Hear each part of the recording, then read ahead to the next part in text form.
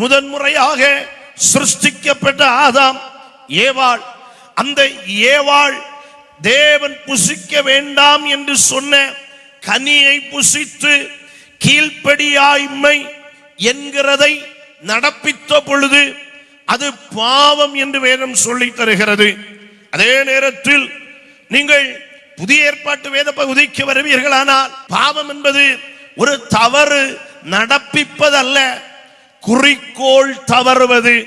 செய்ய வேண்டியதை செய்யாததும் செய்யக்கூடாததை செய்வதும் பாவம். புதிய ஏற்பாட்டு காலத்தின் வேத வசனங்களின் கண்ணோட்டத்தில் ஆதியாகமம் 3வது அதிகாரத்தை பார்த்தால் பாவம் என்பது பழத்தை பறித்து புசித்ததல்ல, அதற்கு முன்னமே அவர்கள் செய்ய வேண்டிய பல விஷயங்களை செய்யாமல் போனதே பாவமாய் அங்கே கணக்கிடப்படுகிறது.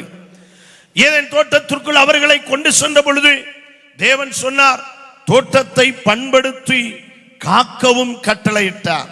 ஆனால் வேதத்தில் அவர்கள் தோட்டத்தை பண்படுத்தினதையும் பார்க்க முடியாது, தோட்டத்தை அவர்கள் காத்ததையும் பாதுகாத்ததையும் பார்க்க முடியாது.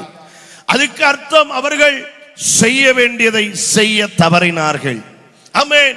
சில வேத பண்டிதர்கள் சொல்லுகிறார்கள், ஆமென், அவர்கள் தோட்டத்தை பண்படுத்தி இருந்தால் ஒரு முறையாவது ஜீவ விருட்சத்தை அவர்கள் ருசித்திருந்திருப்பார்கள்.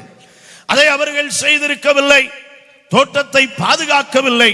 அதுக்கு என்ன நிரூபணம் என்றால், தேவன் தோட்டத்திற்குள் ஆதாமையும் ஏவாளையும் மிருக ஜீவன்களை வைத்தார். உண்மை, ஆமென், சர்ப்பம் கூட உள்ளத்தான் இருந்துச்சு. ஆனால் சர்ப்பத்துக்குள் இருந்த ஆமென் பிசாசு தோட்டத்திற்குள் வைக்கப்பட்டவன் அல்ல. கரங்களை உயர்த்தி அல்லேலூயா சொல்லுங்க.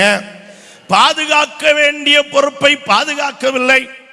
தோட்டத்தில் வைக்கும் பொழுது தேவன் ஆதாம் ஏவாளை பார்த்து சொன்னார், நீங்கள் பலுகி பெருகி பூமியை நிரப்புங்கள். தோட்டத்தில் இருக்கிறது வரைக்கும் அவர்கள் பலுகவும் இல்லை பெருகவும் இல்லை, பூமியை அல்ல தோட்டத்தையே நிரப்பவில்லை.